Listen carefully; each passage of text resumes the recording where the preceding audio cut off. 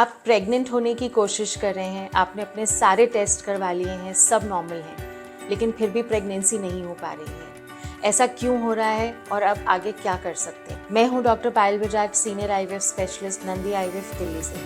आज हम इसी बारे में बात करेंगे कि आपने अपने सारे टेस्ट करवा लिए हैं और आपको ट्राई करते हुए 1 साल से ज़्यादा हो गया है, फिर भी अभी तक प्रेगनेंसी नहीं हो पा रही है। तो ऐसा क्यों हो रहा है और अब हम इसके लिए क्या करें? बेसिकली 80 to 90% कपल्स ऐसे में समय के साथ अपने आप प्रेग्नेंट हो जाते हैं, लेकिन बाकी सबको हेल्प की ज़रूरत रहती है।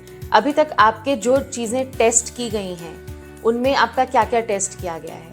ओव्यूलेशन, यानी कि आपका एक एग बनता है, रप्चर होता है, आपका यूट्रस ठीक है, आपकी ट्यूब्स खुली हुई हैं, ओपन है, स्पर्म का काउंट मोटिलिटी भी ठीक है, लेकिन फिर भी प्रेगनेंसी नहीं हो रही है। तो बेसिकली ये जो सारे टेस्ट अभी तक आपके हुए हैं ये मैक्रोस्कोपिक लेवल पर हुए हैं, यानी कि जो हम आंखों से देख सकते हैं वो चेक हो गया है। अब ज़रूरत है माइक्रोस्कोपिक लेवल पर जाने की, यानी कि कुछ ऐसे कारण अभी भी हो सकते हैं जो कि चेक हमने नहीं किए हैं।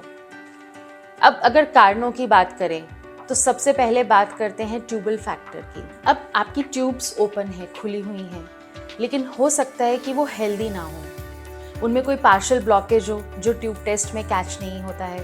हो सकता है उनके अंदर के सेल्स की मूवमेंट ठीक ना हो, या ये भी हो सकता है कि वो अपनी जगह से शिफ्टेड हो, जैसा कि एंडोमेट्रियोसिस जैसी कंडीशंस में पाया जाता है। दूसरा कारण हो सकता है आपका AMH। कहीं आपका AMH लो तो नहीं है, मतलब आपके अंडे कम तो नहीं हो रहे हैं, या उनकी क्वालिटी, गुणवत्ता कम तो नहीं हो रही है। अनफॉर्चुनेटली एग की क्वालिटी एक ऐसी चीज़ है, एक ऐसा फैक्टर है जो IVF के बिना चेक नहीं किया जा सकता। तीसरी चीज़ है आपका स्पर्म्स। काउंट मोटिलिटी तो अच्छी है स्पर्म्स की, लेकिन कहीं मॉर्फोलॉजी गड़बड़ तो नहीं है, या स्पर्म का DNA फ्रैगमेंटेशन बिगड़ा हुआ तो नहीं है।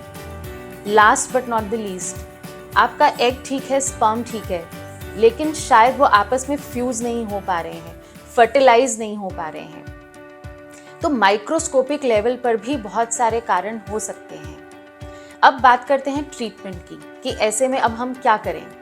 तो अगर आपकी एज कम है, आप यंग हो, AMH नॉर्मल है, स्पर्म का फ्रैगमेंटेशन भी ठीक है, आपको ट्राई करते हुए अभी ज़्यादा समय नहीं हुआ है, तो आप सिर्फ सप्लीमेंट्स के साथ भी ट्राई कर सकते हैं। सप्लीमेंट्स लेते रहें और नेचुरली ट्राई करते रहें, हो सकता है कि आपकी प्रेगनेंसी हो जाए। लेकिन अगर आपकी उम्र 32 को क्रॉस कर रही है, या आपको काफ़ी टाइम हो गया है प्रेगनेंसी के लिए कोशिश करते हुए, या थोड़ा सा आपका AMH कम की तरफ हो रहा है, तो ऐसे में आप 3-4 साइकिल IUI से ट्राई करें। अगर आपकी उम्र और भी ज़्यादा है, बहुत टाइम हो चुका है प्रेगनेंसी के लिए कोशिश करते हुए, AMH बहुत लो हो रहा है, आपकी बायोलॉजिकल क्लॉक टिक कर रही है, आपके पास ज़्यादा समय नहीं है, या फिर आपका स्पर्म में कोई मेजर इशू है, तो फिर ऐसे में आप सीधा IVF के लिए मूव करें। अनएक्सप्लेन्ड इनफर्टिलिटी में IVF के रिजल्ट्स बहुत अच्छे रहते हैं। IVF सिर्फ एक ट्रीटमेंट नहीं है, ये एक तरह का टेस्ट भी है।